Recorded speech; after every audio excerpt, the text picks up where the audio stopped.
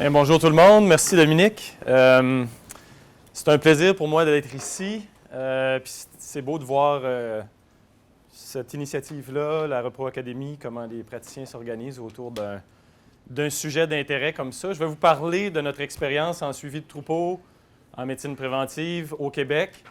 Ça a beaucoup été centré autour de ce que j'appelle, puis Richard a été témoin de ça, un groupe d'intérêt.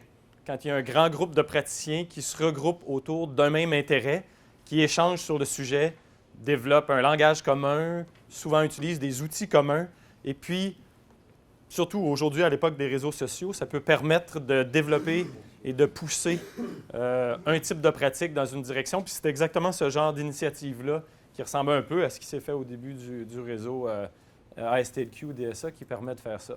Ça me fait plaisir de venir ici aujourd'hui. Ça fait des années à la clinique à Quaticook qu'on reçoit des stagiaires de Liège et un peu moins, mais aussi de faculté française. C'est un plaisir pour moi de venir vous voir chez vous.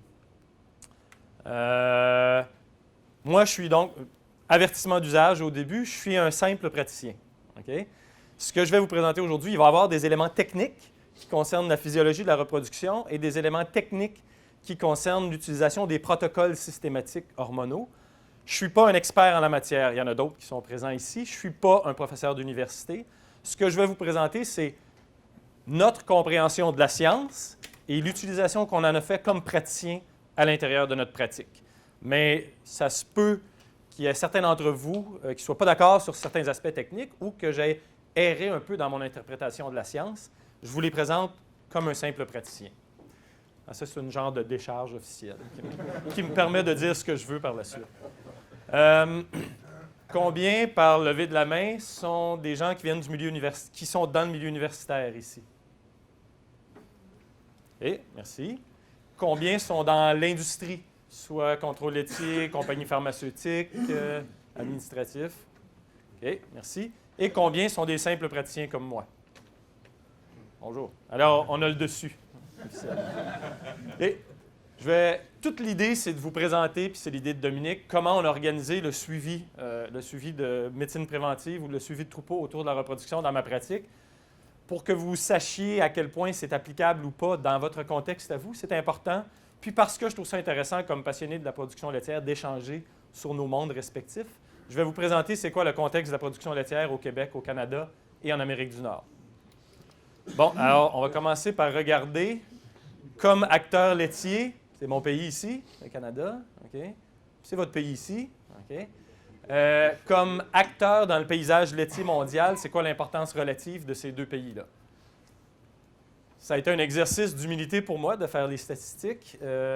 J'avais l'impression de venir ici comme un pseudo-expert qui vient d'un pays qui est identifié comme étant un pays très laitier, un pays où on est fort en production laitière au Canada, pour réaliser que la France est au 7e rang mondial de production laitière en termes de volume de litres. Le Canada n'est même pas dans les 15 premiers. Il ne figure même pas dans les classements qu'on trouve sur les différents sites d'organisation. Alors, le premier pays, notre charmant voisin du Sud, les États-Unis, l'Inde, la Chine, la France est en 7e position, la Nouvelle-Zélande est en 8e, le Royaume-Uni. Alors, évidemment, il y a un seul pays d'Europe qui devance la France, c'est l'Allemagne. Donc, ça a été un exercice d'humilité pour moi, mais je me suis dit qu'au moins au prorata de la population, on devait être plus laitier que vous. Okay?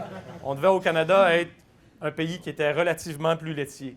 Alors, vous êtes 23 millions d'habitants, vous faites 23 millions de tonnes métriques de lait en France par année. Pour une population de 67 millions, ça vous fait 0,34 tonnes métriques ou 340 litres de lait qui sont produits en France par habitant par année.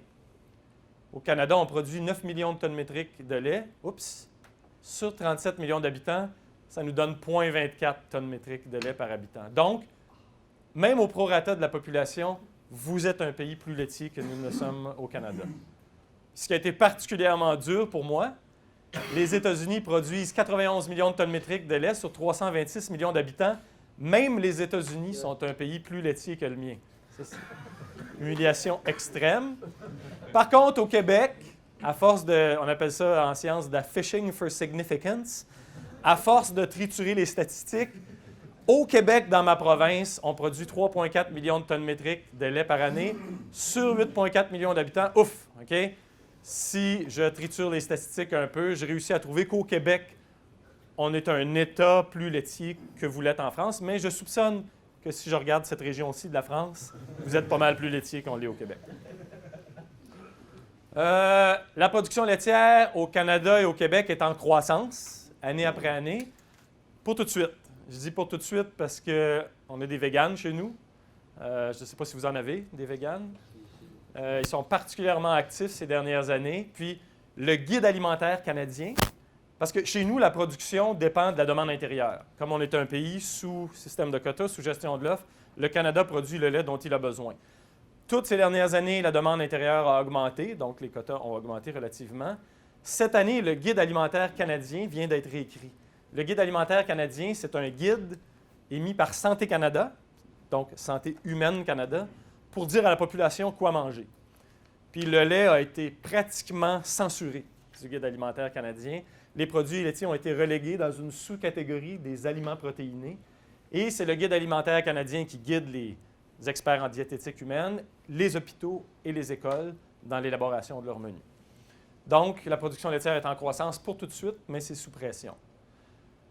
Alors, ça, c'est notre grand pays, le Canada. Ma province ici, le Québec. En termes de production laitière, le Québec, c'est quoi?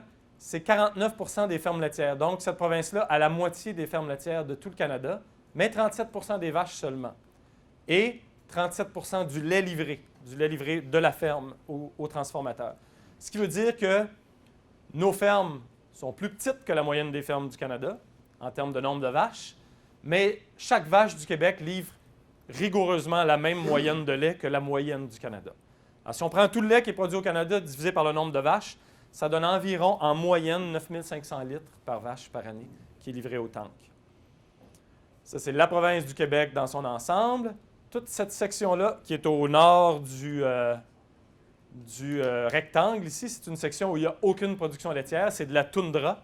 Il n'y a même pas un arbre qui pousse dans cette section-là, tellement c'est un climat nordique. Même dans la section du sud, ici, tout ce qui est au nord de ce croissant-là n'a aucune production laitière. C'est de la forêt boréale, des grandes étendues de conifères. La production laitière du Québec se retrouve toute dans cette zone-là, qui a à peu près la même superficie que la France dans son entier. Okay? Donc, le territoire laitier du Québec a la même taille, en gros, que le territoire de la France. On produit 1/7 de la production laitière de la France au Québec. Au Canada, on produit à peu près la moitié, mais au Québec, on en produit 1/7. On a 1/8 de la population de la France, mais tout ça dispersé sur la même superficie que la France. Ça veut dire, techniquement, que nos fermes laitières au Québec sont immensément dispersées comparé à vos fermes laitières au Québec ou en Belgique, ce qui entraîne des défis logistiques pour le transport du lait ou pour la délivrance des services vétérinaires à la ferme. Donc, c'est un défi d'envoyer des vétérinaires à la grandeur du territoire, donner des services à tous ces clients-là, que ce soit pour le préventif ou pour le curatif. Le Canada n'est pas un exportateur de lait, point, ou presque pas, parce qu'on est un pays qui est sous gestion de l'offre. La France, oui. La France est un pays exportateur de lait. La France exporte du lait, mais elle importe une denrée précieuse, par contre. Qu'est-ce que la France importe beaucoup? Comment?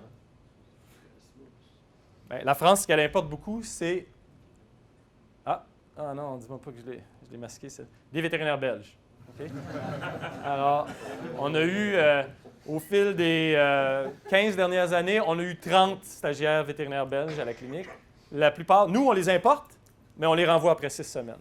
Vous, en France, ici, vous les importez puis vous les gardez. C'est ça. J'avais tous les noms des stagiaires, mais pour une raison ou une autre, j'ai masqué cette diapo-là.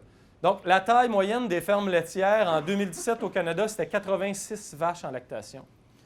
Dans la province du Québec, c'est 65. C'est en croissance, mais la croissance est beaucoup moins marquée qu'aux États-Unis, qu'en Nouvelle-Zélande, qu'en Australie, dans plusieurs autres juridictions où il n'y a pas de gestion de l'offre. Puis la croissance est moins marquée à cause de la gestion de l'offre, du système. Quand je parle de la gestion de l'offre, c'est le système de quotas laitiers canadien, sur lequel je vais revenir plus en détail. 25 % des fermes au Canada seulement sont en stabulation libre, contre 65 % des fermes qui sont en ce que je vais appeler la stabulation entravée. Des vaches qui sont attachées l'une à côté de l'autre. Alors, on est... Puis 12 % au Québec seulement. On est largement en retard sur vous pour ce qui est du mode de stabulation libre des vaches. Par contre, 99 % des nouvelles installations sont en stabulation libre depuis les 10 dernières années. Mais il reste un gros noyau de petites fermes traditionnelles avec des vaches attachées les unes à côté des autres. Ça reste une réalité très importante dans notre pratique, même si les nouvelles constructions ne sont pas de cette nature-là. Donc, au Canada et dans une moindre mesure au Québec, la taille des troupeaux a diminué dans les 7 dernières années. Pas la taille des troupeaux, pardon, le nombre de fermes laitières, mais de façon moins marquée qu'ailleurs à cause de la gestion de l'offre. On va y revenir. Comment ça fonctionne, notre système de gestion de l'offre? Le droit de produire d'un producteur laitier est contingenté en kilos de gras par jour. Vous avez une ferme, vous devez acheter des kilos de gras jour, et chaque mois, votre paye de lait est faite en fonction du nombre de kilos de gras que vous avez livrés dans le mois, comparé au nombre de kilos jour que vous possédez fois le nombre de jours du mois. Si vous possédez 100 kilos jour, qu'il y a eu 30 jours dans le mois, vous avez le droit de produire 3000 kilos de gras. Si vous avez produit X nombre de litres à 4,01 de gras, vous avez produit X kilos de gras. On fait la différence entre les kilos de gras que vous aviez le droit de produire et les kilos de gras que vous avez produits. Donc, vous montez ou vous descendez sur un écart cumulatif. Si vous dépassez plus 10 jours, vous n'êtes plus payé. Puis si vous dépassez moins 30 jours, vous perdez une opportunité de revenu parce que le cumulatif ne s'additionne plus.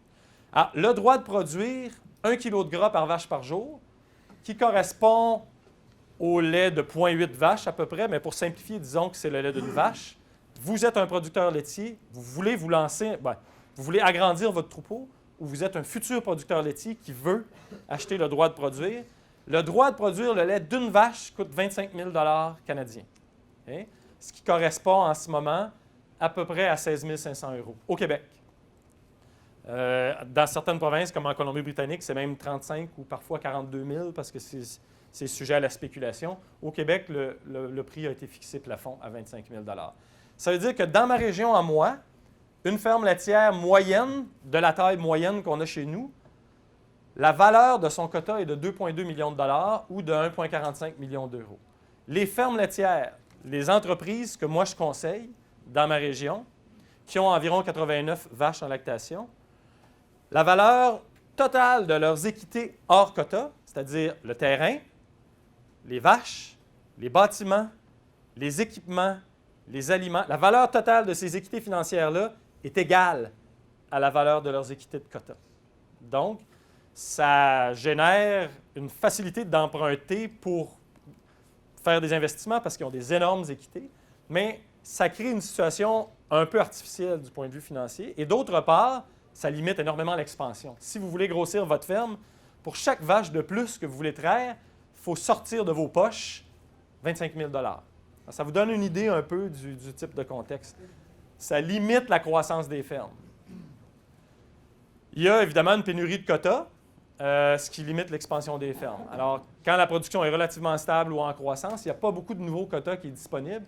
Donc, c'est uniquement les fermes qui vendent dont le quota est redistribué sur l'ensemble du territoire. Oui? C'est un peu stable, la valeur d'un kilo de quota, ou ça fluctue? Bien, dans les autres provinces que les 5 provinces de l'Est du Canada, ça fluctue. Puis ça monte parfois jusqu'à 42 000 $ par vache ou par kilo de quota. Mais au Québec, la Fédération des producteurs de lait a décidé de bloquer un plafond.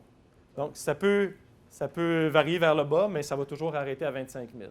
Ce que ça fait, c'est qu'avant, ceux qui étaient prêts à payer le plus avaient plus de chances de recevoir du quota versus ceux qui étaient prêts à payer moins. Alors qu'aujourd'hui, chaque fois qu'il y a une mise, tout le monde en a un petit peu. Donc, ça permet moins aux grosses fermes de grossir qu'aux petites. Et ça a un effet dissuasif sur l'augmentation de la taille des fermes. Le paiement du lait est basé sur les kilogrammes des 3 solides, gras, protéines et lactose et autres solides par mois, et sur un ratio entre eux. Et, fait à noter, le kilo de gras est payé 7 €, alors que le kilo de protéines est payé 4,4 €. Chez nous, le gras est payé plus cher que la protéine. Sauf erreur, ici, la protéine est payée plus cher que le gras. C'est en grande partie parce que les Américains ont trouvé une façon de contourner notre système de gestion de l'offre en nous exportant des hydrolysats de protéines de lait qui appelle du lait diafiltré, qui n'est pas considéré comme du lait quand il entre dans le pays et qui fait un excès de protéines sur notre marché, qui diminue donc la valeur du kilo de protéines. La raison pour laquelle je vous parle de la valeur du kilo de gras ou du kilo de protéines, c'est que dans ma logique de ce qui est rentable en reproduction, je vais vous parler du kilo de gras par jour. Mais la même logique s'applique au kilo de protéines par jour.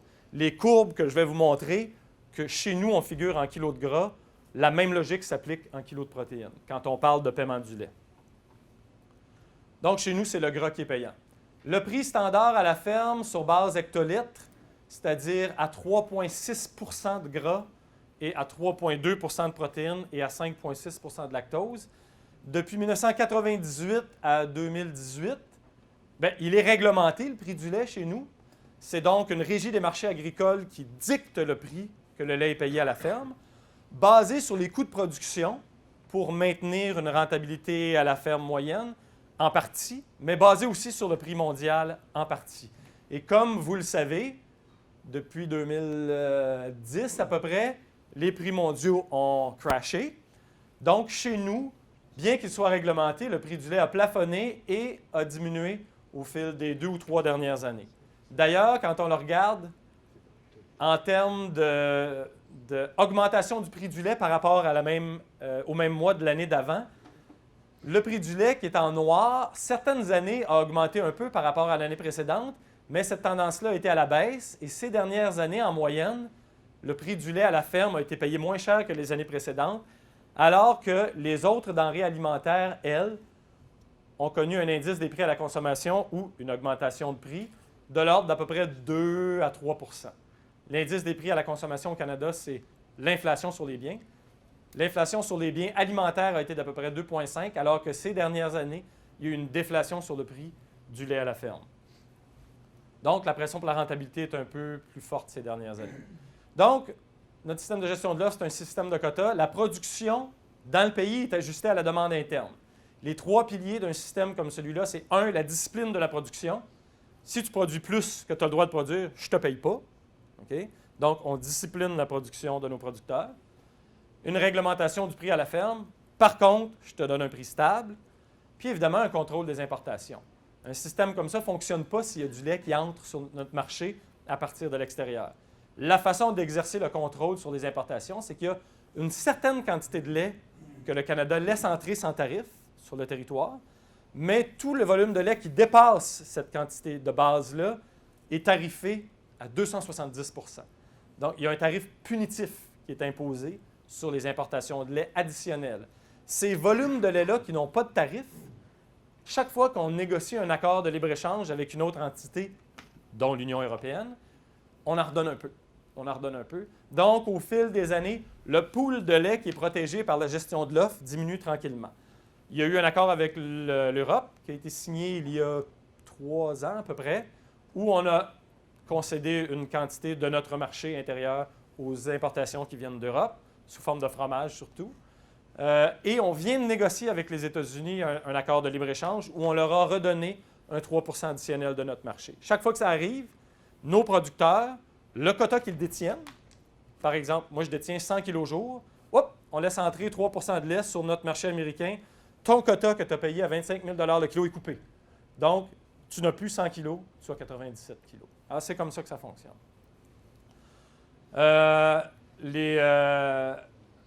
C'est quoi les avantages d'un système comme ça? Le premier avantage, c'est la stabilité des prix à la ferme. Ça évite le recours pour le gouvernement à des subventions directes, des programmes de sauvetage ou des programmes d'appui à la valorisation du paysage ou un label de type de lait, etc.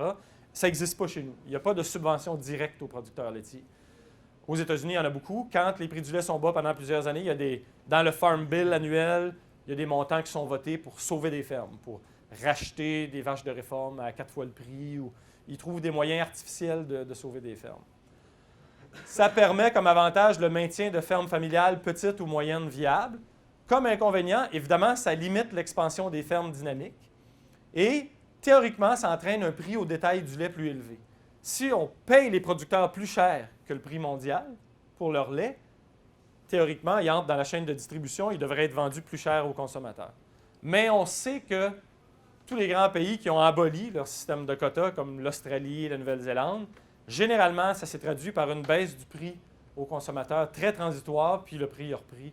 Je ne sais pas ici, quand les systèmes de quotas sont tombés, si automatiquement le lait est devenu beaucoup plus cher dans les épiceries. Probablement pas. Donc, notre système de gestion de l'offre, bien, on est le seul pays au monde où ce type de système-là tient encore. On y tient, mais évidemment, la gestion de l'offre est menacée de toutes parts. Dans le dernier accord qu'on a, c'est ça, elle est menacée par qui? Elle est menacée par la crise laitière mondiale, des bas prix de lait que vous voyez en ce moment, et surtout par l'agressivité du secteur laitier américain. Les Américains ont contourné le système en nous exportant des ingrédients laitiers, mais aussi, chaque fois qu'on négocie un accord commercial, puis c'est normal, nos partenaires commerciaux, comme l'Union européenne ou les États-Unis, auxquels on demande d'être en libre-échange avec nous, nous répondent à un instant, hein, vous n'acceptez pas notre lait. Okay? Le président des États-Unis, dans la dernière négociation, avait annoncé qu'un accord de libre-échange avec le Canada, c'était conditionnel à l'abolition pure et simple du système de gestion de l'offre laitier. On a réussi à négocier, à maintenir notre système en leur accordant un peu plus de notre volume sans tarif, mais notre système est menacé. Nous, on y croit. Ce qu'on pense, nous, c'est que ça permet de maintenir une production laitière à échelle humaine, des entreprises de taille moyenne, des entreprises qui sont soumises à une pression de rentabilité, tout en ayant un revenu qui leur permet de survivre et de ne pas être complètement exposés aux variations du prix mondial. On considère que c'est une belle façon d'occuper les campagnes, puis de maintenir un tissu social, puis c'est fortement relié à notre expérience laitière québécoise et canadienne dans le passé. Évidemment, c'est une question d'opinion. Les États-Unis maintenant. Dominique vous l'a dit, Quaticook, c'est dans l'extrême sud-est du Québec. Moi, quand je vais opérer une caillette ou faire un suivi de troupeau dans certaines parties de mon territoire qui sont très vallonneuses, certaines des collines que je vois à l'horizon sont aux États-Unis. On est vraiment collé sur notre voisin américain. Alors, aux États-Unis, la taille moyenne des troupeaux laitiers en nombre de vaches en lactation en 2017, c'était 234. La ferme moyenne avait 234, alors qu'en 2008, 9 ans avant, c'était 163. Une augmentation de pratiquement 50 %. C'est une augmentation d'à peu près 10 vaches par année, mais ça se cumule vite. Hein? Au Wisconsin, qui est le premier État pour le nombre de fermes, les fermes ont 140 vaches en lactation en moyenne. Donc, au Wisconsin, il y a encore beaucoup de petites fermes. Par contre, la Californie, qui est l'État qui produit le plus de lait aux États-Unis, la ferme moyenne a 1250 vaches. Le pourcentage de troupeaux en stabulation libre est de 70 % parce qu'au Wisconsin, il y a encore plusieurs fermes, au Wisconsin et en Pennsylvanie, de fermes de vaches attachées. Le prix du lait moyen en 2018 était de 16,07 $ par 100 weight, ou 100 livres de lait, ce qui correspond à 29,8 € par 100 kg. Puis c'est une bonne année. Pour les 3 dernières années, c'en était une bonne. Ça fait 3 ans que le prix du lait aux États-Unis varie autour de 25 à 28 € du 100 kg. Le lait n'est vraiment pas payé cher aux États-Unis. Les seules fermes en ce moment qui arrivent après un long cycle de 3 ans sont les fermes les plus extrêmement efficaces ou les fermes qui sont ce qu'on appelle des sunset dairy, des fermes couchées de soleil, où toutes les dettes ont déjà été payées par des producteurs qui n'ont pas de relève et qui roulent l'opération jusqu'au moment où elle s'éteigne. C'est ça, les prix du lait aux États-Unis sont généralement sur un cycle d'environ 1 an et demi, 2 ans, mais ça fait 2 ans et demi que le prix du lait est bas. Donc, les fermes tombent comme des mouches aux États-Unis. Les fermes ferment une après l'autre en ce moment aux États-Unis. Quand le prix du lait est bas, le producteur laitier californien, response of a California dairyman to a low price of milk, more cows through the parlor, plus de vaches dans la salle de traite. Alors, la réaction d'un producteur laitier californien quand le prix du lait est bas, comme sa marge est plus faible, c'est de traire plus de vaches, de se rattraper sur le volume. La réaction d'un producteur laitier californien à un haut prix du lait, c'est de traire plus de vaches. More cows in the parlor. Parce que sont payantes, il faut que j'en traite plus. Cette logique de surproduction-là, ça amène évidemment à l'échelle d'un pays des excès qui font chuter le prix, du dumping sur les marchés étrangers qui est semi-subventionné ou encouragé. Ça crée une distorsion qui entraîne la crise laitière mondiale qui entraîne les prix du lait avec lesquels vous vivez en ce moment, des programmes artificiels de sauvetage ponctuels et une pression forte sur le Canada. Les États-Unis ont trop de lait sur leur marché. Ils voient que nous, on ne laisse pas entrer. On leur demande de signer un accord de libre-échange. Évidemment, la pression est forte sur nous. Donc, le contexte laitier aux États-Unis, c'est une industrialisation de la production laitière qui est beaucoup plus marquée que chez nous. La ferme laitière américaine s'éloigne beaucoup de l'image traditionnelle qu'on a de la production laitière. Est-ce que c'est mieux ou plus pire, comme on dirait au Québec, d'avoir cette ferme laitière, cette extrême pression de rentabilité qu'ils ont, crée une agriculture laitière qui est très industrialisée. Est-ce que c'est bien ou c'est mauvais? Mais je pense que ça dépend du point de vue. Je vais vous présenter une ferme que j'ai visitée dernièrement au Wisconsin, puis honnêtement, il faut se poser la question, est-ce que ce type d'agriculture-là est mieux ou pire pour les vaches, d'abord, pour la qualité du lait, pour l'environnement, et finalement pour les agriculteurs eux-mêmes et leur main-d'œuvre? J'ai visité en octobre qui vient de passer la ferme Central Sands Dairy au Wisconsin, qui appartient à Gordie Jones. Est-ce qu'il y en a ici qui connaissent Gordie Jones? Oui. Gordie Jones, c'est un vétérinaire qui vient du Wisconsin, qui a développé la ration Goldilocks. Goldilocks, c'est Boucle d'or. Je ne sais pas si vous connaissez l'histoire pour enfants anglophones de Boucle d'or. C'est la ration qui est conçue pour donner pas trop d'énergie, puis pas trop peu d'énergie, mais juste la bonne quantité d'énergie aux vaches en tarissement et transition, dans un énorme volume de fibres, qui est basé sur de l'ensilage de maïs et de la paille hachée, que les gens aux États-Unis pensent que Gordie Jones et James Drackley de l'Université de l'Illinois ont inventé, mais je vois ici que c'est prévalent depuis probablement plusieurs années, ce type de ration-là. Donc, ce monsieur Gordie Jones-là, ce qu'il a fait, il a été un vétérinaire praticien comme nous. Ensuite de ça, il a été consultant en production laitière et il s'est mis à partir des fermes, à concevoir des bâtiments, des setups nutritionnels et à les grosses fermes Fair Oaks en Californie. C'est lui qui les a conçues et qui les a mis en place. Il a mis en place des grosses fermes à plusieurs endroits du Wisconsin, de la Pennsylvanie et de la Californie.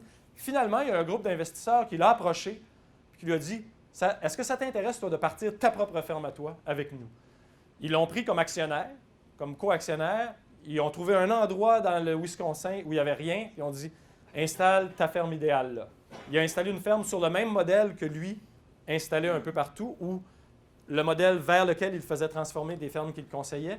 C'est la ferme Central Sands au Wisconsin que j'ai visitée au mois d'octobre. 3500 vaches Jersey ou jerseyaises en lactation, environ 500, c'est pas 400, c'est 500 vacheteries sur le site. Donc, 4000 vaches sur le site, 3 traites par jour. Ces gens-là n'ont pas de champ. Ils achètent tous les fourrages à forfait. Toutes les 3 traites des 3500 vaches, l'alimentation, donc aller au bunker, faire les mélanges, alimenter les vaches, repousser, enlever les refus, toute l'alimentation pour les 4000 vaches. Le nettoyage du fumier, qui est fait par aspirateur, par camion aspirateur à chacune des 3 traites. L'entretien des logettes, appliquer le sable, le racler, enlever les bouses. Le nettoyage de la salle de traite, les inséminations, la vaccination, la régie et la supervision. Tout ça est fait par 17 employés, incluant le directeur et les 2 assistants gérants. 17 employés pour 4000 vaches sur un site. C'est comme si un de vos producteurs s'occupait d'une ferme de 250 vaches, qui faisait la traite 3 fois par jour, qui nettoyait le fumier, qui s'occupait de l'alimentation. Ça défie l'entendement en termes d'efficacité de l'utilisation de la main-d'œuvre. C'est ce genre de choses-là qu'une pression de rentabilité extrême, des prix du lait bas, etc., vont entraîner. Donc, en quelque sorte, il y a du positif. Quand la compétitivité est extrême et que la pression de rentabilité est forte, ça entraîne des décisions qui sont vers l'efficacité. Je vais y revenir. Là. Alors ça, c'est la ferme. OK? D'ici à là, ça, c'est les 4, 1, 2, 3, 4. Les 4 étapes de vaches en lactation. dans lesquelles sont les 3500 vaches. Ça, c'est l'étable de vaches de transition pour les 3 semaines qui précèdent le vêlage, avec un corridor couvert, parce qu'il y a des vaches qui vêlent ici, dans la zone de maternité, qui s'en vont dans le troupeau en lactation tous les jours. Ça, c'est les bureaux, le carrousel de traite, 72 places boumatiques rotatifs avec traite externe. Ici et là, c'est le corridor pour accéder à la salle de traite. Ça, c'est l'étable de vache tarie avec un corridor qui n'est pas couvert parce que c'est une fois par semaine que les vaches sont envoyées à l'étape de transition ou sont envoyées en tarissement. Et pour une fois par semaine, ce n'était pas rentable de mettre un toit. La longueur ici, d'une extrémité à l'autre de ces deux étables-là, c'est 1500 pieds. 1500 pieds, c'est 500 mètres. Un demi-kilomètre de longueur de l'étable. Je dis, quand on est au bout ici et qu'on regarde à l'autre extrémité, là, la porte à l'autre bout, elle a l'air d'un point. C'est 2 meules d'ensilage de maïs. Quand on est allé au mois d'octobre, ils venaient de faire une meule d'ensilage de maïs qui allait rester intouchée pendant 1 an. Parce que l'ensilage de maïs fermente au moins 1 an avant d'être touché. Les meules d'ensilage de foin, le digesteur au méthane, les camions ramassent le fumier 3 fois par jour à chaque traite et viennent le mettre dans le digesteur au méthane. Ici, il y a des gros générateurs qui, avec le méthane, génèrent l'électricité pour 75% des besoins de la ferme. Des logettes de sable, des logettes creuses en sable, avec, vous voyez, un bâtiment extrêmement simple et peu coûteux, extrêmement confortable. Ça, c'est la salle de traite.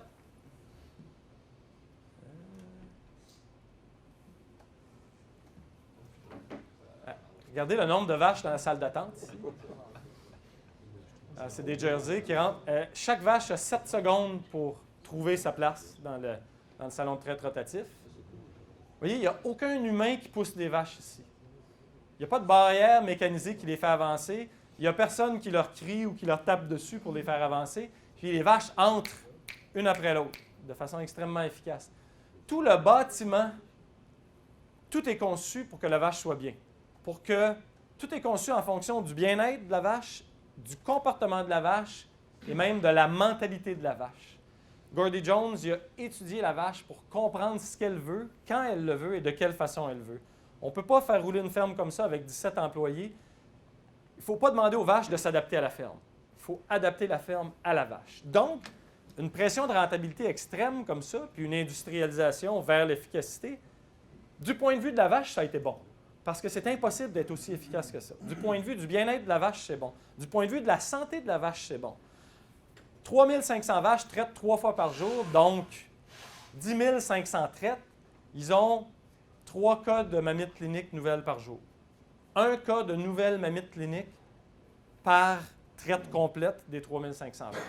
Le box de vaches malades, parce qu'on pense souvent que cette grosse agriculture industrialisée-là brûle des vaches et puis qu'on ne respecte pas le bien-être animal ou la santé animale.